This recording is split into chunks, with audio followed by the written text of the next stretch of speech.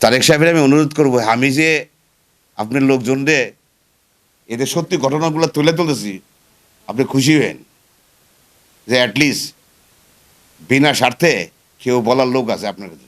এই সরকারে পিছিয়ে যাওয়ার কোনো সুযোগ নাই, আর যাবেও না।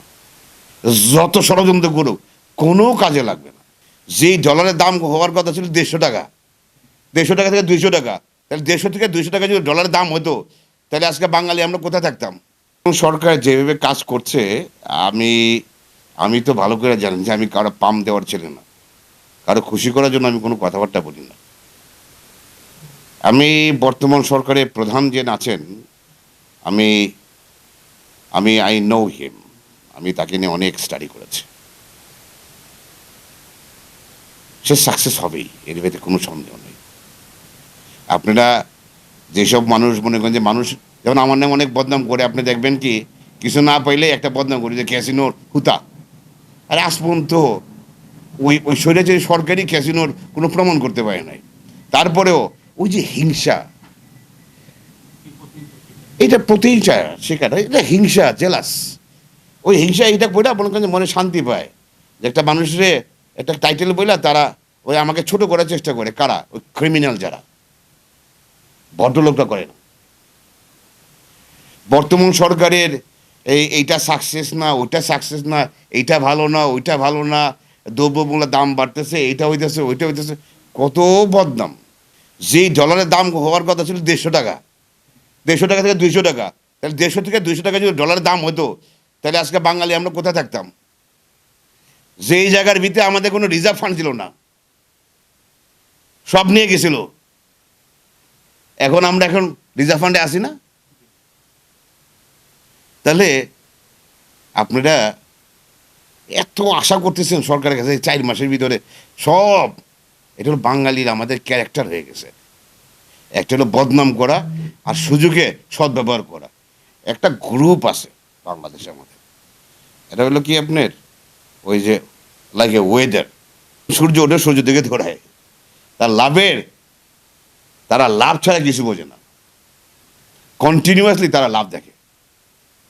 বর্তমান সরকারকে নিয়ে আমার না, দেশবাসীকে আমার মেসেজ দেব যে গ্যারান্টি আমি যেটা ফিল করি সেটা আমি বলতেছি। এই সরকারে পিছিয়ে যাওয়ার কোনো সুযোগ নাই, আর যাবেও না। যত ষড়যন্ত্র করুক কোনো কাজে লাগবে না, যত সিলাসিলি করুক কোনো কাজে লাগবে না। একসাথে কাজ করি, আমাদের গোল তো একটাই, দেশে ভালো করা। আমার বড় চেয়ারের দরকার তো আমার নাই। আপনি চেয়ারের জন্য এত চিন্তা করেন কি লেখা? ও চেয়ার এই জন্য চেয়ার পাইলেই টাকা পাইবেন, চেয়ার পাইলেই সান্দাবাজি আইব, অটোমেটিক টাকা আসবো। ওটা ব্যবসা। যে রূপগঞ্জে তোমার যেমন ওই যে খোকন মুড়াপাড়া বাড়ি, আবার সে নাকি আবার ওই একটা দলের সেক্রেটারি আর কি, ভালো।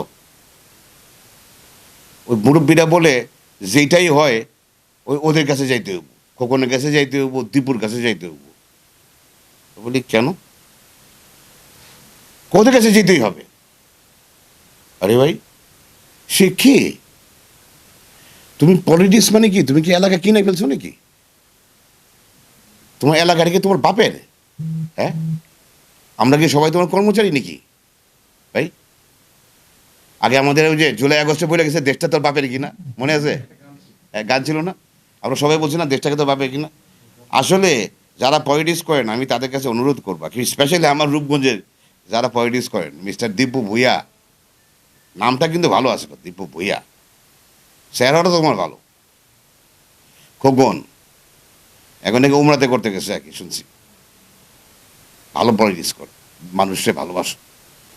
তারেক সাহেবের আমি অনুরোধ করবো, আমি যে আপনার লোকজনরে এদের সত্যি ঘটনাগুলো তুলে তুলেছি, আপনি খুশি হবেন যে অ্যাটলিস্ট বিনা স্বার্থে কেউ বলার লোক আছে আপনার কাছে।